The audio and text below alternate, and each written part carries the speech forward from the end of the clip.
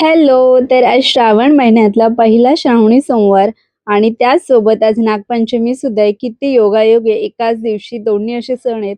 त्यामुळे उत्सुकता सुद्धा इतकी वाढली आहे ना, खूपच छान वाटतंय. तर आज नागपंचमी आणि श्रावणी सोमवार म्हणून आज मी देवळात जातीये. तर त्याआधी घरातल्या देवघरात छान पूजा केली आणि घरी जेव्हा अशी पूजा वगैरे होते ना, तेव्हा मन इतकं प्रसन्न होतं.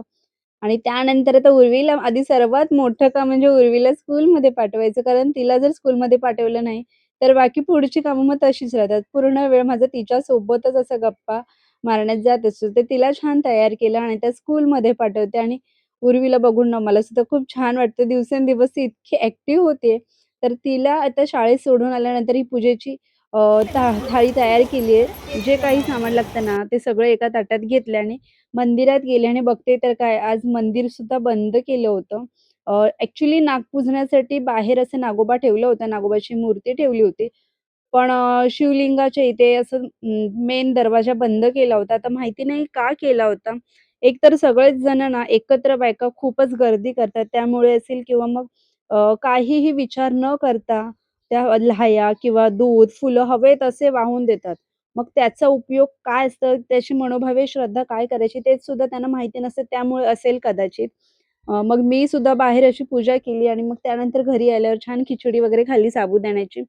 आणि संध्याकाळी येताना त्याने अशी मोसंबी आणली होती उर्वीसाठी ज्यूस करण्यासाठी. तिला फार आवडते. मोसंबी किंवा मग संत्री त्याचा ज्यूस आणि सोबतच माझा मकासुद्धा खूप आवडायला लागलाय.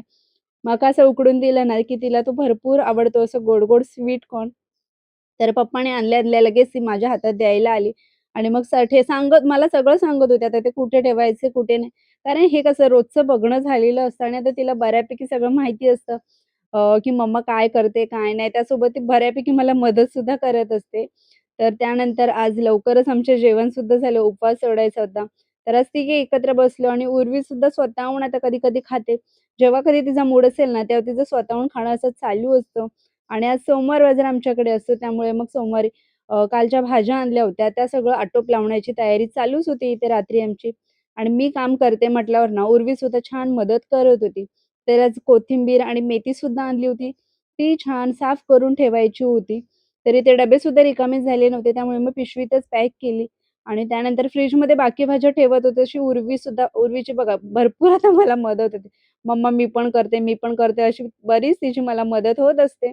तर तिला सुद्धा ते सगळं करायला आवडतं, त्यामुळे मी सुद्धा तिला काम करू देत होते. तर असा आमचा दिवस छान मजेत गेलेला आहे रोजच्याच कामांमध्ये. चलो बाय, गुड डे.